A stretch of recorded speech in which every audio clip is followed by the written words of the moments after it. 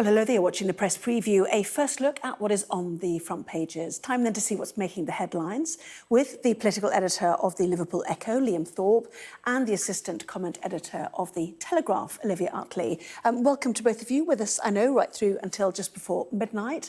Front pages, let's start with those, shall we? The front page of the Metro, featuring the news that British man Scott Sibley has been killed in Ukraine. The Financial Times leads on Joe Biden's plea to the US Congress to approve $33 billion in extra aid for Ukraine. And the US President's plans to increase aid, also featuring on the front page of The Guardian.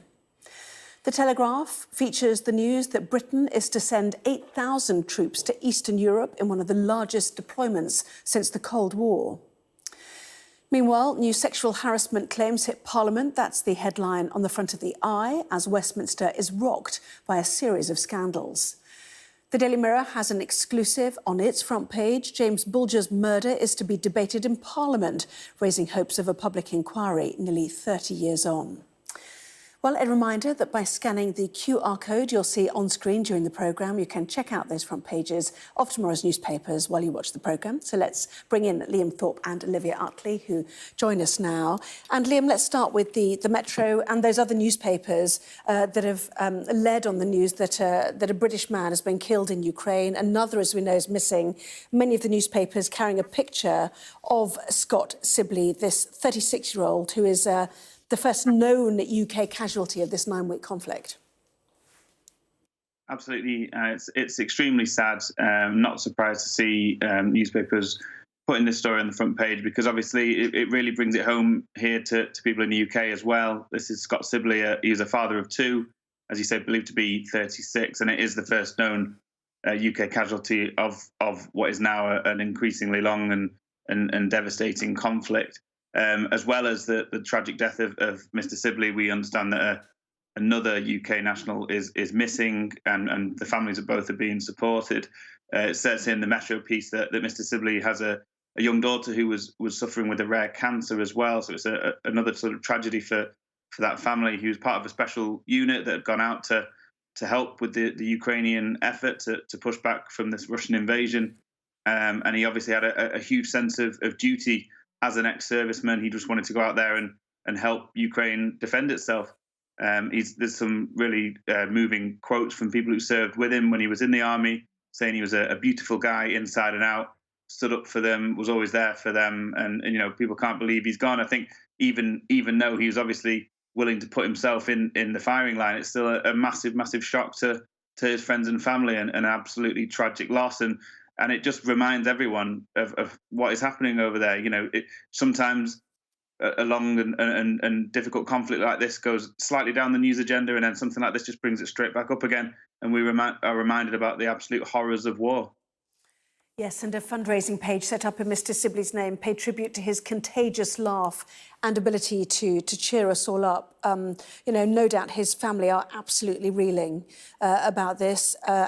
You know, a very, very difficult war to fight, as we know from the pictures we've seen, you know, across this conflict. But some confusion about how the government felt about British nationals going out to fight in Ukraine at the start of all of this. We cast our minds back to the end of February, when Liz Truss, the Foreign Secretary, said she absolutely supported UK nationals who chose to fight for Ukraine, which, you know, went down very badly by Russia, amongst other people, Olivia.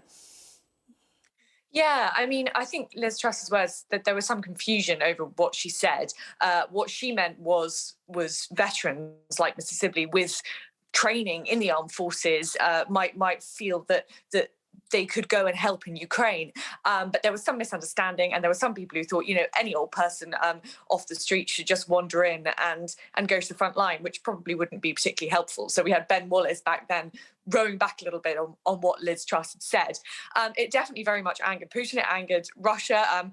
We heard someone, you know, talking about the British Foreign Secretary, wouldn't say her name, but it definitely riled up Putin. And I think that was perhaps the start of when it became very clear that Britain was going to be a pretty strong leader in Europe against Russia in this war.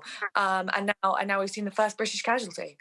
Well, Liz Truss obviously gave her Mansion House speech last night. where she talked about the need to double down on help for Ukraine. Today, Joe Biden, the FT, leading on this, with this enormous contribution now, asking Congress for $33 billion in military, economic and humanitarian aid to support Ukraine. And certainly in the last week, there's been a shift in focus, hasn't there, Liam, in terms of what needs to be done by Western allies and the contributions they're willing to make now towards Ukraine. Yeah, this is hugely significant. Everybody knows that the US is the major ally that Ukraine feels it needs on its side, and this is Joe Biden asking Congress to approve $33 billion worth of support, and that is double what they have previously approved. This is for a whole host of things, large amounts of artillery and weaponry, economic support, shared intelligence. It's a big moment, really, and it's a significant step, particularly as it comes almost directly after the Kremlin warned about sort of retaliation for anyone offering further support to Ukraine. So it's a marker from the US. It's a line in the sand. Obviously, they don't want to take that step of entering Ukraine. They don't want to sort of have boots on the ground there, but it's getting to the point where it's as close to that without actually going in terms of the support that's being offered. And I think the other thing that it shows, and we heard Liz Truss saying in her speech, how long this war could go on for. This is the US showing that they too believe that this is going to be a long conflict. I mean, that's a huge amount of money, and it's suspected that will only really last until perhaps September. And I think most people would believe it's going to go on from there. But part of that is because Ukraine has shown such remarkable resistance. But obviously, Russia now focusing heavily on the Donbass region, and I think the US and other areas are worried about Russia making significant gains there. Hence, this stepping up of the support being offered. And certainly The Guardian picks up on that idea that Joe Biden is defying the threats that we saw this week from President Putin with this $33 billion package of aid. And pointing out as well that just a few hours after Joe Biden had spoken during this visit to Kiev by the UN Secretary-General, Antonio Guterres, the city was shaken by 2 cruise missile strikes, certainly seen by some as a warning of yet another visit by a global leader to Kyiv, which, Russia keeps retaliating against. But this all began really, didn't it, at the weekend when more than 40 nations met to increase weapons aid to Kiev. And they really are now putting their hands in their pockets over this one, it seems, Olivia. Yes, definitely. And it's amazing to see how much Joe Biden's line has shifted since the start of this war. And, we remember just a few months ago when he was implying that the US might not quite turn a blind eye, but not react too strongly to a minor incursion, is how he put it. And now he's really walking the walk. And it does show, as Liam says, that the Americans think that this war is going to go on. The Brits think this war is going to keep going, and they're levelling up for the next stage of this conflict. I think it's also a suggestion, that Biden also believes that Russia could possibly be defeated, and it's definitely true that that both Liz Truss in her speech and Biden now is calling Putin's bluff on the nuclear weapons. And I think there's that I've been speaking to some experts who've said that there is a school of thought that the Russian army is really, really flagging now and doesn't have that much left in it. So it feels like there's one huge push, and something can be done. So it does feel like just the next phase that we're entering at the end of this week. Yes, certainly. We're reminded of the US Defence Secretary's words of trying to weaken Russia so they, can't do this again effectively. Interesting front page in the Daily Telegraph, Liam. Britain sent 8,000 troops to Eastern Europe with exercises to deter Russia announced as well. This is the largest, they say, deployment since the Cold War. Fascinating.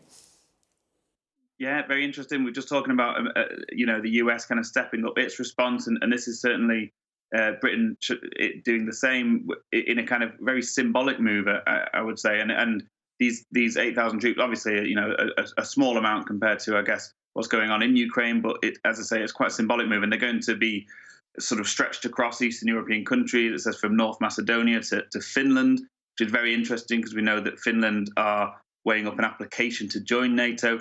It does feel, whether it's the US or the UK, that this is not just about Ukraine. It's about showing a sort of symbolic NATO front, or a front with allies, in terms of the countries nearby as well, because they're obviously very worried. We've seen that from Finland and Sweden and other countries in that area, which are now being almost brought into this idea of joining NATO because of what Russia has done. So this is Britain just, I think, with a bit of I think Ben Wallace described it as a show of strength and solidarity to those countries around Ukraine, as well as offering support to Ukraine as well. And let's move on to the Metro, shall we, Olivia, as well. This is the UN Secretary-General who, poignantly said that as he was shown some of the horrors near Kyiv, I imagine my family, dying in these ruins, my grandchildren he talked about. Once again, somebody has seen for themselves the damage that's being done in this war.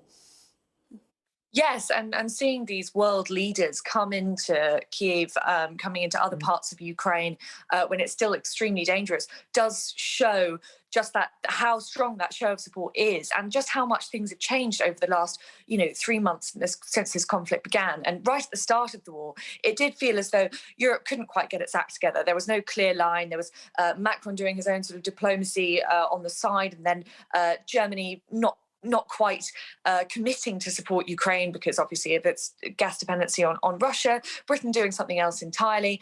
And now it feels like all of those leaders have come together with Biden as well, very much under the umbrella of the UN. And you've got Antonio Guterres in Kyiv, sort of showing that symbol of solidarity. And it does feel like everyone's united now under this one umbrella and is ready as they can possibly be for this next phase, and ready for the idea of a much longer war, and not just guerrilla warfare in the cities, but a long, drawn-out strategic war. And I think these poignant speeches from leaders in Ukraine, it brings it back to us back home. And watching Boris in Ukraine, you felt proud that we're doing something to help. And I think that's what people all around UN countries will be feeling today.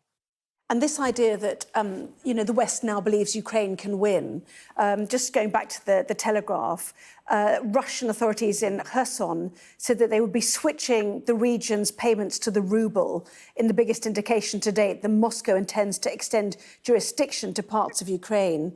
We remember when they took away the local mayor, didn't they, in places like Melitopol and everything. So that's already begun. People are talking about an off-ramp for Putin, but he's still saying, and this week has reiterated, that all aims will be achieved, with the idea of still, taking the Donbass and this land bridge to Crimea. So people should still be very nervous about this war and how long it will go on for, Liam. Absolutely. I understand people, everyone is desperate for this to end, and desperate for the horrors to end, and people are reaching for solutions, and a lot of that, they want to try and imagine a world where Putin would negotiate or in some way climb down from his own aims, but there's no evidence of that. There's no evidence of that. Remember at the start of the war, when it was all about Ukraine not joining NATO, and Zelensky was prepared to talk about that, but these things go out the window as Putin just continues with this horrific assault. So it's hard to really imagine a world or a scenario where he's going to get around the negotiating table and give a little and take a little. He's not acting like that. He's not acting like a reasonable person in any shape or form. So it's hard to imagine. And obviously the calculation from the West, whether people agree with it or not, is that that's not going to happen. And the only way is for Putin to stop is either to be defeated or to achieve his aims. And they're obviously going on the side of him being defeated.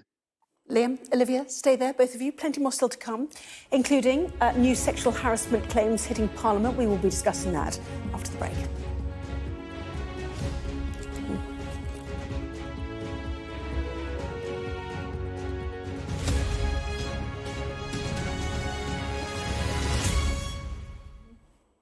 Well, welcome back. You're watching the press preview. With me now, the political editor of the Liverpool Echo, Liam Thorp, and the assistant comment editor of the Telegraph, Olivia Utley. Welcome back to both of you. Olivia, settling her shot, as we can see. Let's talk about the somewhat torrid week in Parliament going to the eye, shall we?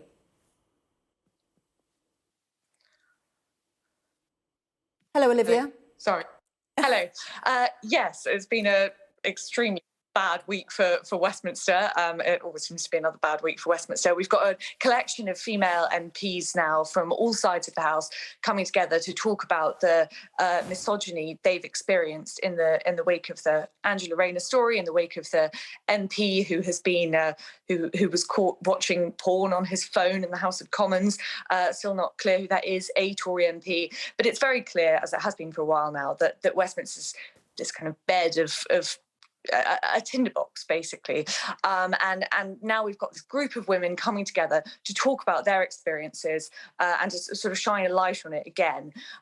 We had this a few years ago with the Westminster scandal. Nothing really seemed to change, but it does feel as though, in the wake of Me Too, that there might be a growing move to sort of clean up Westminster a little bit. This idea of having sort of young staffers around MPs in the corridors of power, drinking after hours, etc., just doesn't seem to be particularly conducive to a good working environment. And I think, having these women talking about that is probably a good thing for Westminster. Well, quick one on working environments of a different kind. This is the Daily Telegraph, going back to the story of the head of the Passport Office after it was revealed they'd been working from home in Leicestershire, 100 miles away from her organisation's HQ, but getting the backing of the permanent secretary at the Home Office, who said that where the Passport Office's Director General worked had precisely zero bearing on the crisis engulfing her organisation. Tell us more, Liam. Yeah, it seems to be becoming a real kind of political sort of hot potato. This we saw what I believe was a pretty crude, really, act by Jacob Rees-Mogg when he or people working for him left these leaflets on civil servants' desks, sort of passive aggressive notes saying, you should be back in the office. And this is, Matthew Rycroft, who's the permanent secretary at the Home Office, has basically come out fighting for those wanting to still work from home and saying that the current issues with the backlogs at the Passport Office is nothing to do with civil servants working from home. It's becoming a real issue in Westminster, this, and the Conservative government clearly are Liam, very, very pro. I don't mean to cut in. I've got the weather forecast to get in. I do apologise. Liam Thorp, Olivia Utley, thank you both very much indeed. Thank you.